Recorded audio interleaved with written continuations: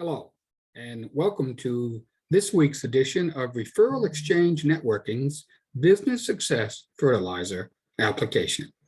It isn't always easy to compete with companies that are bigger than you and have greater resources. However, one advantage you can have is being smarter than they are.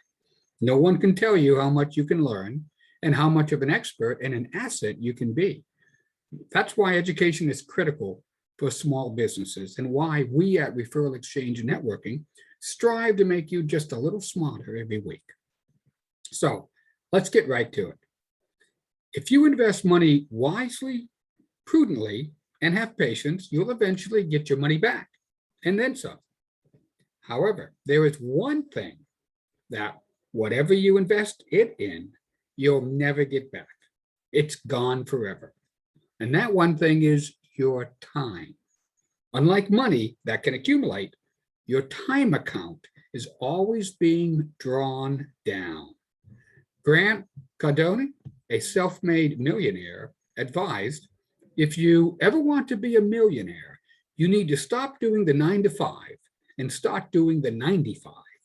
He was referring to working 95 hours a week, which was what he did. Gary Vaynerchuk, founder and CEO of VaynerMedia, said that startup founders should put in at least 18 hours a day the first year. I just don't agree. Yes, of course, we need to work hard and put in the time, but not at the expense of everything and everyone else. There are better ways. Now, last week, we looked at deep work or deep focus as a better way to get more done without making big withdrawals from our time account. This week, I'd like to take a look at another way that I think is better than the 95 hours a week, 18 hours a day approach. Working harder is not the answer. Leveraging the time and talents you have into things you do best will pay much better dividends.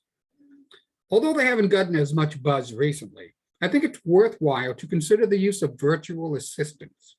I use the plural, assistants, because if we think that one VA can do everything, we're going to be disappointed.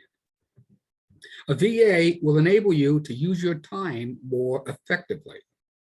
If you say, I can't afford a VA, well, you should be instead asking, how many hours a day am I spending on tasks that don't generate any revenue?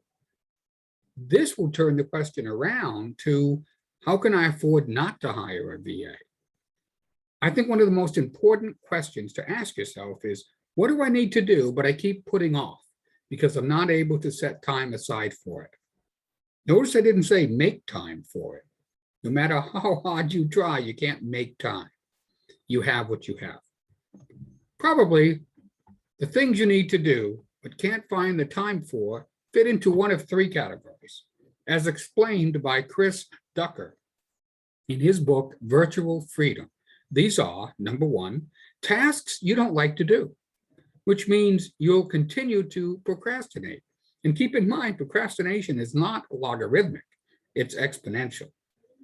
Number two, tasks you don't know how to do, which means you'll waste time trying, and if you do accomplish them, the results will likely be subpar and ultimately do more harm to your business than good.